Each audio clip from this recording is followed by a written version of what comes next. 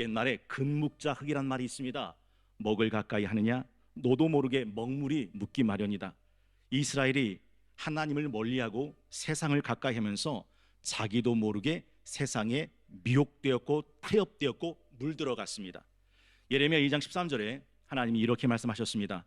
내 백성이 두 가지 악을 행하였나니 곧 그들이 생수의 근원되는 나를 버린 것과 스스로 웅덩이를 판 것인데 그것은 그 물을 가두지 못할 터진 웅덩이들이라 라고요.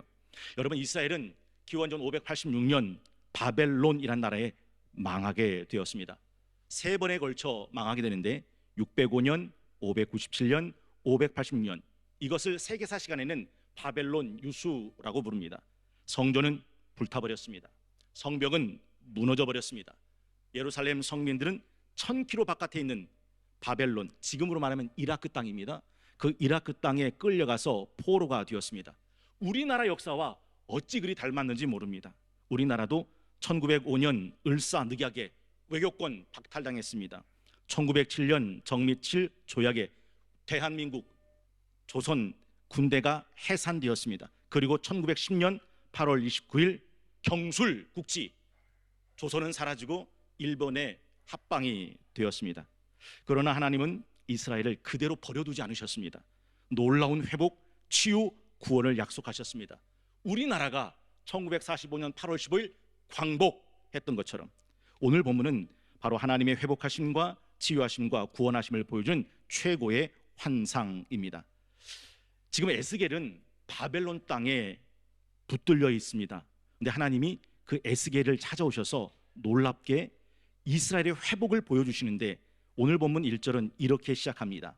그가 나를 데리고 성전 문에 이르시니, 성전의 앞면이 동쪽을 향하였는데 그 문지방 밑에서 물이 나와 동쪽으로 흐르다가 성전 오른쪽 제단 남쪽으로 흘러내리더라 라고 말씀합니다. 그 무너졌던 예루살렘 성벽, 여러분 지금 이란 땅 쑥대밭 된 거 아시죠? 엄청난 폭탄과 미사일이 쏟아진 이란 땅은 쑥대밭 되었습니다.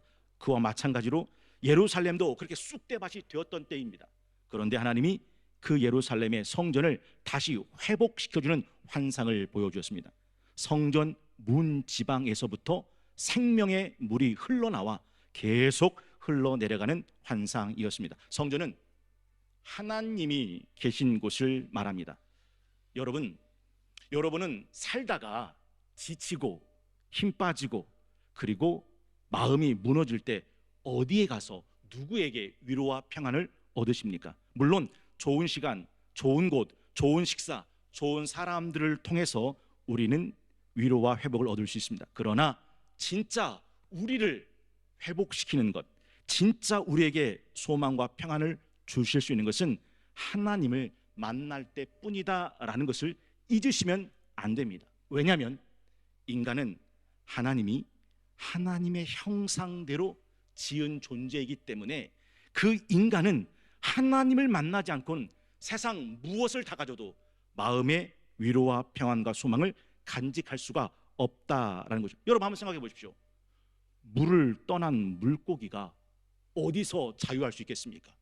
물고기는 반드시 물 안에서 살 때 진짜 자유와 평안을 누릴 수 있듯이 인간은 하나님의 형상으로 지어졌기 때문에 나를 지으신 하나님, 그 하나님 안에서만 진짜 위로와 참된 평안을 누릴 수 있다라는 것이죠. 여러분, 길고 지루한 여행을 할 때 비행기를 타시거나 기차를 타시거나 고속버스를 타실 때 창가 쪽에 앉는 걸 선호하세요? 통로 쪽에 앉는 걸 선호하세요? 대부분은 창가 쪽일 겁니다.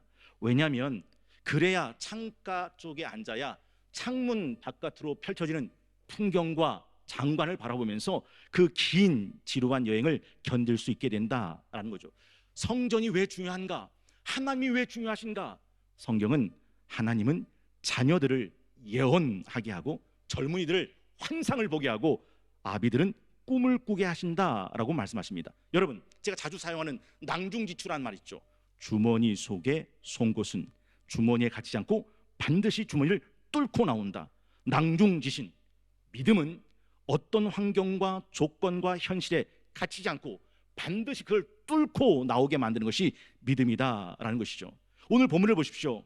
망한 이스라엘 땅, 망한 이스라엘 성민. 근데 하나님은 망한 바벨론 땅의 에스겔을 어디로 데리고 오셨다고요? 그가 나를 데리고 성전 문에 이르셨다라고 말씀하십니다. 여러분, 누구도 하나님이 이끌지 않으면 하나님의 성전에 올 자가 없다라는 것이죠. 오늘 저와 여러분은 하나님께서 우리 성동교회로 데리고 오신 줄로 믿습니다. 사람들은 행복한 주말 또 주일이 되면 여행을 선호합니다. 회식도 하고 동호회도 하고 결혼식도 가고 꽃놀이도 가고 계모임도 갑니다. 지난 5월 1일이 황금 연휴였다는 걸 제가 늦게서 알았습니다.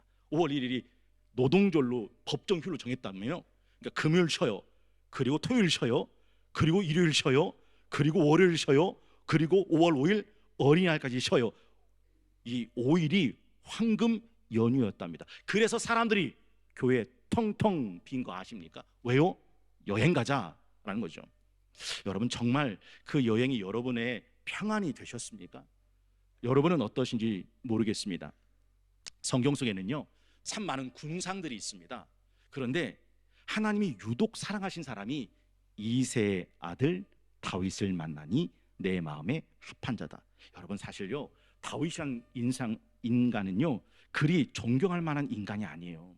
자기 신복 우리야라는 신복이 전쟁터에 나갔을 때 그 우리야의 아내 밧세바가 홀로 있는 걸 알아요. 그래서 그 밧세바를 자기가 임금이니까 왕궁으로 불러들입니다. 그리고 아무도 모르게 침대에서 통간합니다. 이때 이 우리아의 아내 밧세바가 임신을 하게 된 거예요.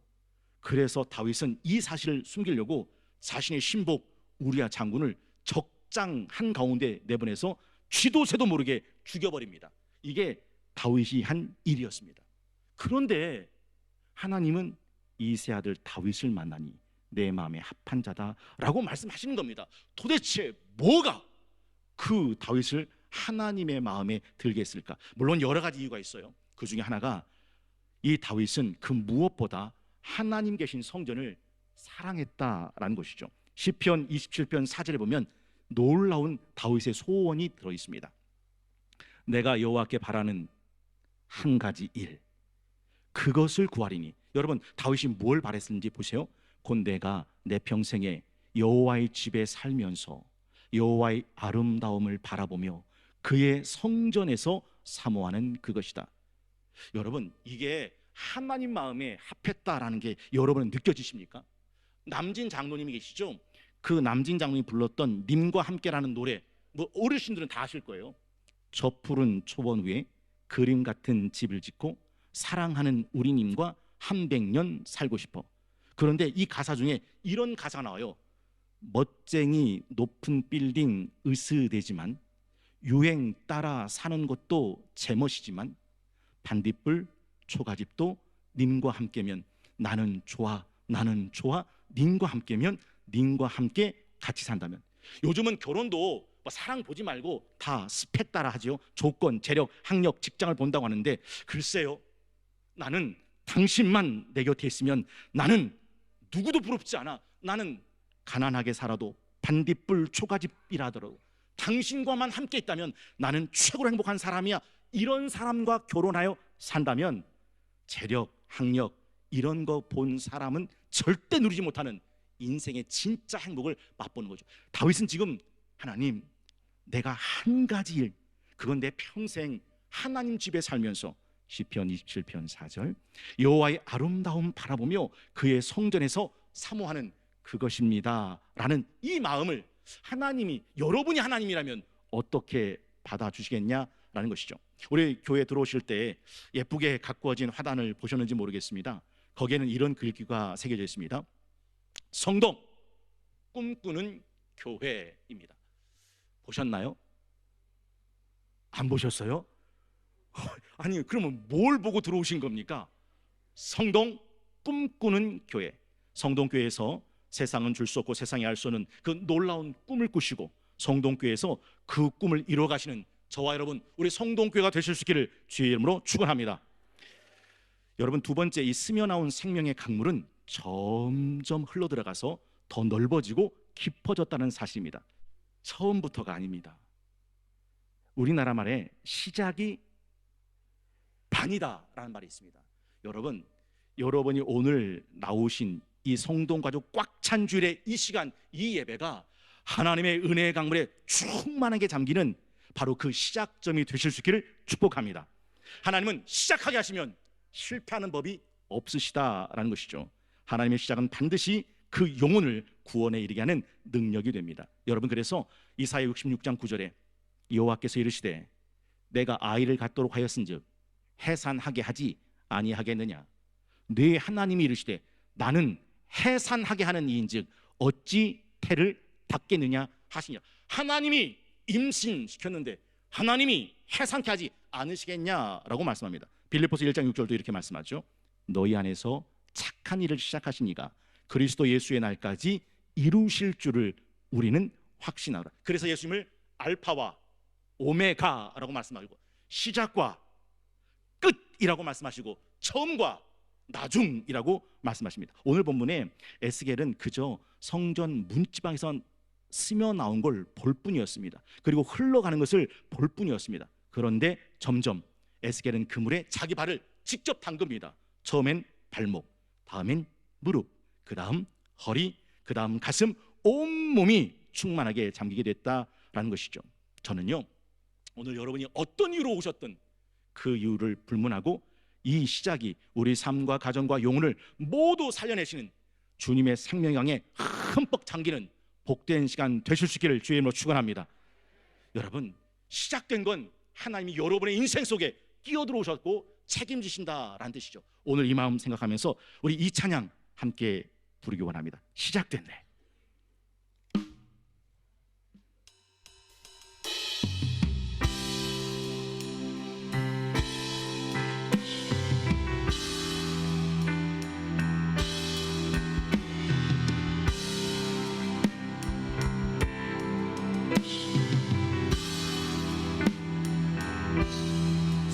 시작됐네. 우리 주님의 능력이, 우리 주님의 능력이 나의 삶을 다스리고 새롭게 하네. 자유하네. 자유하네. 죄와 사망으로부터 나의 삶은 변화구나. 시작됐네. 시작됐네. 우리 주님의 능력이, 우리 주님의 능력이 나의 삶을 다스리고 새롭게 하네. 자유하네. 자유하네. 죄와 사망으로부터 죄와 사망으로부터 내 삶은 변화구나. 충만한 은혜로다. 은혜로다. 주의 은혜, 주의 은혜 한없는 주의 은혜, 주의 은혜 은혜로다. 은혜로다. 주의 은혜 변함없는 변함없는 신실하신 우리 힘차게 은혜로다.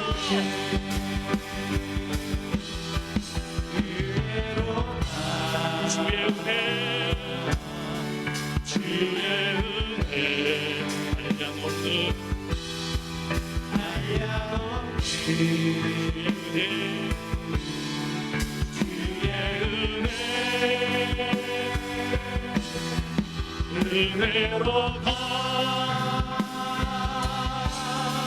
주의 은혜 변함없는 신실하신 주의 은혜 할렐루야. 우리 하나님께 영광의 목소리 되겠습니다.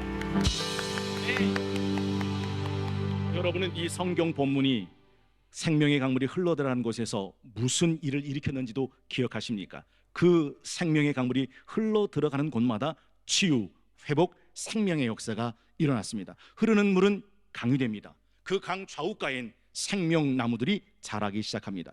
그 물이 계속 흘러 온 이스라엘 적시는데 아라바로 내려가서 바다에 이릅니다. 아라바는 광야, 사막이란 뜻이고 바다는 사해바다를 말합니다. 그 물이 들어가는 사해바다가 되살아납니다. 이 강물이 흐르는 곳마다 생물들이 생육하고 번성하고 충만해지는 옥토가 됩니다. 이 강물이 흘러들어가면 죽었던 바다는 다시 되살아나고 이 강물이 이른 각처의 모든 것들은 살아나는데 강가에 어부들이 서고 엔게디에서부터 에네글라임까지 이스라엘 온 땅 전 지역에 금을 치는 황금 어장이 되고 큰 바다의 수많은 물고기들이 풍성함같이 온갖 물고기 떼들로 풍성하게 되었다고 성경은 기록합니다. 여러분, 오늘날 많은 사람들이 인생의 이 부유함을 잃어버린 채 살아갑니다. 그래서 젊은이들이 3포 시대다, 7포 시대다, M포 시대다, 헬조선이다. 삶이 너무 공고하다고 연애도 포기하고 결혼도 포기하고 출산도 포기하고 친구도 포기하고 인간관계도 포기하고 내 집 마련의 꿈도 포기, 희망도 포기, 다 포기하고 될 대로 되라 라는 식으로 살아 제낍니다. 그래서 헬조선이란 말이 뭐예요? 이 나라가 지옥이다 라는 말이죠. 여러분, 제가 다른컨대 다른 건 몰라도 우리나라 반만년 역사 가운데 가장 경제적으로 사회적으로 부유하고 발전한 시대는 지금입니다.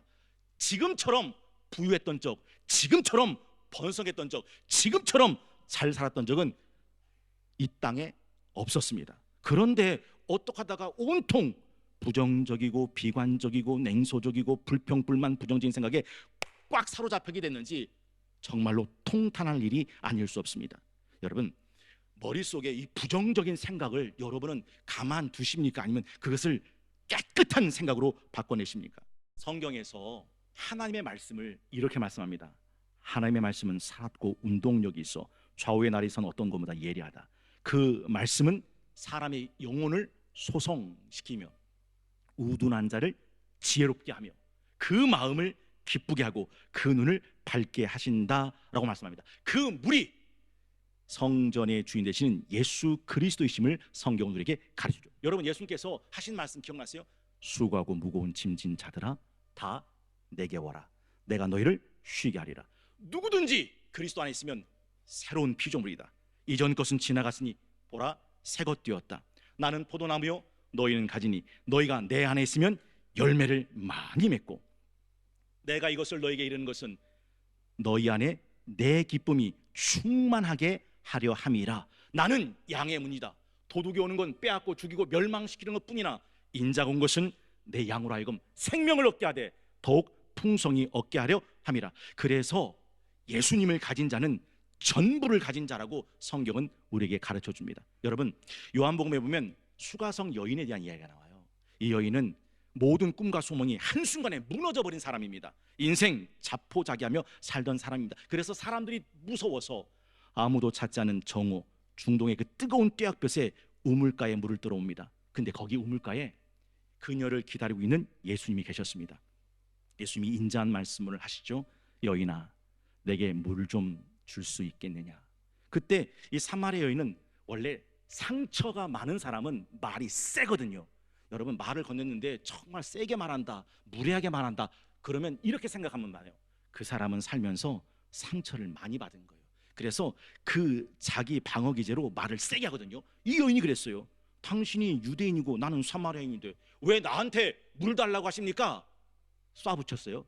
그때 예수님이 하신 말씀이 이겁니다. 내게 물 달라 하는 이가 누군 줄 알았다면 너는 내게 물을 달라 했을 것이다. 그리고 요한복음 4장 13절 예수께서 대답하여 이르시되 이 물을 마시는 자마다 다시 목마르려니와 내가 주는 물을 마시는 자는 영원히 목마르지 아니하리니 내가 주는 물은 그 속에서 영생하도록 솟아나는 샘물이 되리라. 여러분, 예수님께서 명절 마지막 끝날에 외쳤던 말씀 기억나십니까? 요한복음 7장 37절 명절 끝날 곧 큰 날에 예수께서 서서 외쳐 이르시되 누구든지 목마르거든 내게로 와서 마시라. 나를 믿는 자는 성경의 이름과 같이 그 배에서 생수의 강이 흘러나오리라 하시니 라고 말씀합니다. 생수의 강, 오늘 성전에서 흘러나온 그 물이 흘러가는 곳곳마다 그 죽었던 모든 것을 되살아게 만들었던 그 물이 예수를 믿는 자 속에 생수의 강이 흐르게 하신다라는 것이죠. 여러분, 성전이라는 거 기억하셔야 돼요. 하나님이 이 땅에 성전을 처음 세우실 때 하나님이 하신 약속이 역대하 7장 13절에 이렇게 기록되어 있습니다.